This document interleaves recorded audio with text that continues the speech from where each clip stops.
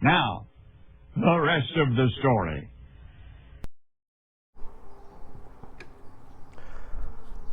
All right, welcome back. Now, you guys recognize this piece from the video the other night.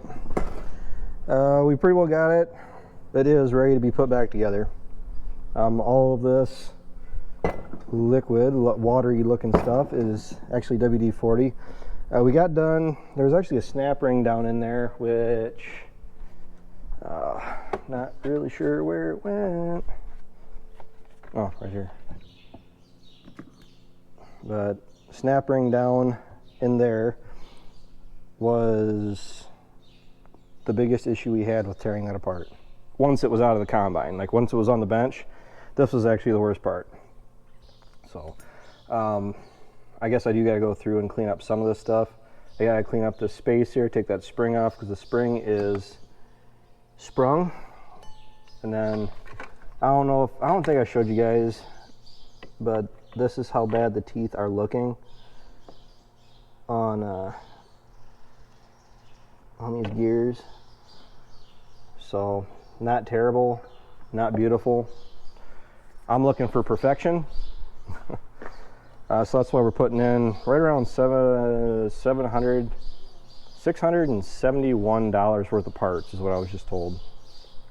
So we hit this with the pressure washer, got all the grease and crap out from underneath there, and we're pretty well ready to go back together, other than the fact I don't have any parts. Am I gonna work on it tomorrow? Because the parts are supposed to show up tomorrow. I have no idea. I want to go cut brush too. So working on this for the last 3 days, a day off or two isn't gonna hurt my feelings any. So the front end of the combine. I told you the feeder house was all tore apart, kind of like it puked its guts out. Well, she's missing some stuff. Where's the drum? We already had it tore apart. We went through new bearings on both ends.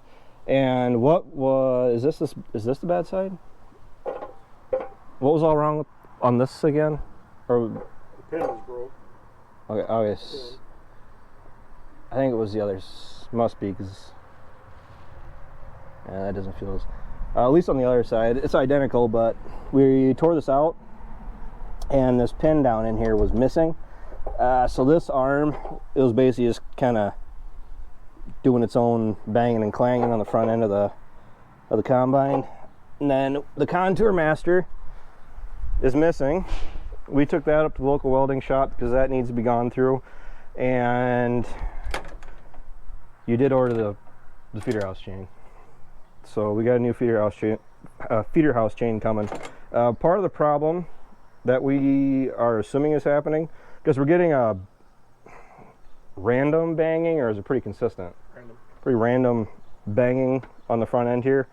We looked and looked and looked last year, tore it apart as much as we really dared when we were in season. I mean, we were two and a half days from being done with harvest. There's a list of things that it could actually be. That drum down there, and also this, it has a couple slats that are actually bent. This one, so they're actually all right in line, and being bent like that could be throwing them off as they're going around too. That's could make a slapping banging noise. I mean, it doesn't look like it's worn right here, but we got a nice little dent. So this, where do you have the bad links? This is actually what we're looking at.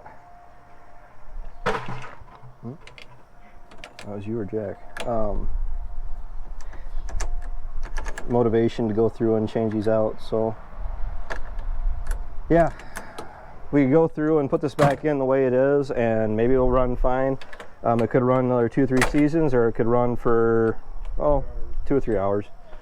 So bad there too. oh yeah, we also, that is not out here. It's on the bench. All right. We did go through. We tore this out. Is it still together in there? No, it's part of it. Oh, it's apart. What was happening there is the bearing actually seized up, but the cast, housing that it was sitting in. This doesn't look great. Is this the piece or is it? Yeah, This is what. the bearing is spinning in the housing. Yep. Shouldn't be able to do that. We took it out, yeah, by hand. And then, Ooh, cut it out. yeah, see, this is all shined up. There's a very distinct groove on it. And, You can tell by the way that's beat up, it's been spinning inside the housing. yeah, well, it's smooth. It's moving now, but we actually kind of loosened it up. It was actually pretty tight when we took that seal off the other end here. So we went through, we ordered a bunch more parts today, and that really should be considered an extreme sport, asking the parts guy what your bill is. And then we, you know, have the courage. Yeah, make sure you're sitting down and have the courage once you write the check out, tell them, oh yeah, we need all this other stuff too. I wanted to make note of this tool set that I got from a pretty awesome individual. When he gave it to me, sent it to me, gave it to me, jobs like that thing out there is exactly what I thought this thing would have been made perfect for. It is a Cobalt Extreme Access wrench set. It's metric, it's standard. It goes from 4.5 millimeter, which I sincerely hope I never have to use, like those lowest 4, all the way up to, oh, where is it? 19 millimeter. And we were using both of these pretty regularly. What it does is that, just take this for an example.